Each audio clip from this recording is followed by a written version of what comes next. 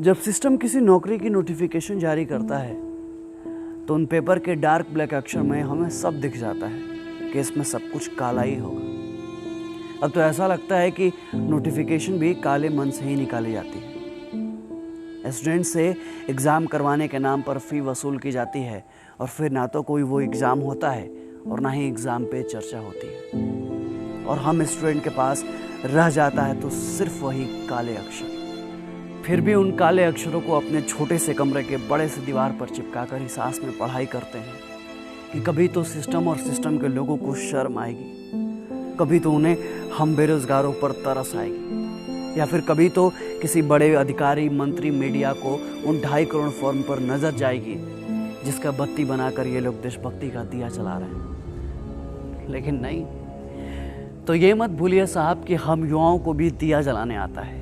बत्ती को मसाल बनाने के औकात हम युवा भी रखते हैं, और जिस दिन उस मशाल को लेकर देश का युवा सड़क पर उतर गया ना, आपके काले मन और काले अक्षर का हिसाब किताब बराबर कर दिया जाएगा। युवा भारत की बात होती है तो सरकार और मीडिया चैनल सीना ठोक कर इतराते हैं, पर वहीं बात बेरोजगार भारत की आती है तो सरकार और बड़े बड़े मीडिया चैनल्स की बत्तीसी गुल हो जाती है। सनद रहे सरकार, ये एनालॉग नहीं डिजिटल इंडिया है।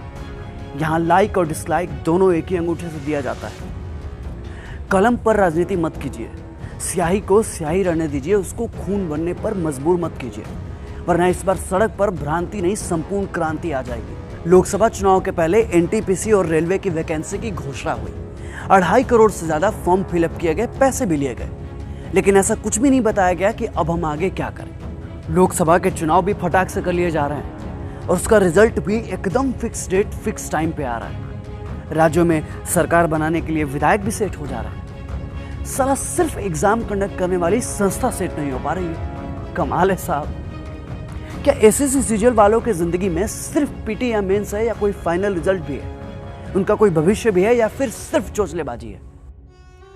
एक स्टूडेंट आपसे ये पूछता है कि आखिर कब तक सरकार और सरकारी आयोग हमारी जलती हुई जवानी को झुलसाते रहेंगे? आखिर कब तक हमारे जज्बातों को दरकिनार किया जाता रहेगा? आखिर कब तक हम अपने कैरियर को बनाने की जिद कैरी करते रहेंगे? 2017 वाला भी एसएससी का रिजल्ट अटका पड़ा है। 2018-19 का तो छोड़ ही दीजिए। आरआरबी वालों का भी कोई पता नहीं है, और ये एनटीपीसी वाले भी हिमालय की गोद में समाधि ले चुके हैं।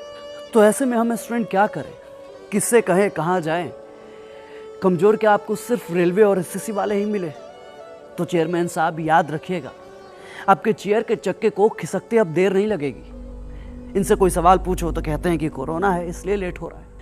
अच्छी चांदी काट रहे हैं आप, वो भी कोरोना के नाम पर। जब नीट और जेईई के एग्जाम कराते हैं तो आपका कोरोना गायब हो जाता है। जब बीएड एंट्रेंस एग्जाम में सोशल डिस्टेंस की धज्जियां उड़वाते हैं तो आपका कोरोना क्वारंटीन हो जाता है। लेकिन बात जब हम अपने रिजल्ट की करते हैं तो कोरोना आ जाता है। सही चल रहा है, सही चल रहा है, लेकिन गलत ना हमारे साथ हो रहा है, और इस गलत का सही जवाब तो देना पड़ेगा आपको। देखिए साहब, हर चीज की ना एक लिमिट होती है। पेशेंस का भी पेशेंस होता है, और अब ना लिमिट भी लिमिट क्रॉस कर चुका है। इस देश का युवा चोट से ज्यादा वोट को प्रेफरेंस देता है, और जिस दिन अपने इंडेक्स फिंगर से ईवीएम पर प्रेस कर दिया ना, तो आपका बिका हुआ प्रेस भी कहीं का नहीं रह जाएगा। और मीडिया वालों की क्या बात करें साहब, वो तो शर्म को हॉर्लिक्स और ग्लूकोन डी में मिला के पी गए हैं। इन्हें देश की बेरोजगारी, युवाओं के टूटते हौसले और हम स्टूडेंट के बिखरते सपनों से कोई लेना देना नहीं है। मीडिया में चीन के माल के बहिष्कार की खबर चल रही है, पर इसी देश में हम युवाओं को, हम स्टूडेंट को बहिष्कृत किया जा रहा है। इससे किसी को कोई लेना देना नहीं। इन्हें दलित, हिंदू, मुस्लिम, ब्राह्मण सबकी खबर है, सिर्फ हम बेरोजगार स्टूडेंट की कानों कान खबर नहीं। तो बताइए ना साहब, हम आपका बाइकआउट क्यों ना करें जब आपने हमें सालों से बाइकआउट करके रखा है? आपकी खबर हमारे किसी काम की है ही नहीं, तो आप किस काम के हैं? और इस बार तो आप भी देखोगे कि हम स्टूडेंट और बेरोजगारों को बाइकआउट करने का नतीजा क्या होता है। हमारी संवेदनाओं को कुतरने का आगाज आपने किया है, तो हमारी भावनाओं से खेलने का अंजाम भी आप भी देखोगे। अगर आप हमारी समस्याओं को नहीं सुलझा सकते तो आपको कुर्सी पर बैठने का कोई हक नहीं है। और हाँ, आपके सिस्टम में जो दीमक लगा है ना, उसे साफ कर लीजिए अब भी, क्योंकि एक न एक दिन इसका हिसाब तो आपको देना होगा। और हमें कमजोर समझने का भूल मत कीजिएगा, क्योंकि जो हम पढ़ते हैं ना, उसका प्रैक्टिकल भी करते हैं। हमें अपने अधिकारों को छीनने पे मजबूर मत कीजिए, क्योंकि हमें लोकतंत्र भी अच्छे से आता है और क्रांति भी। याद रखिएगा, जिस दिन देश का युवा पढ़ाई लिखाई छोड़ क्रांति पर उतर गया ना, आपके लिए बहुत मुश्किल हो जाएगी। सिस्टम की कुर्सी चरमरा जाएगी आपकी। और यह मत भूलिए कि लोकतंत्र में सत्ता का नशा ज्यादा दिन तक नहीं रहता, क्योंकि जो लोक है वही तंत्र है। क्यों तरसता है तू बंदे, जल्द ही बदलेगा मंजर। झांक ले तू एक दफा बस दिल से अपने दिल के। ओ सिकंदर, ओ सिकंदर,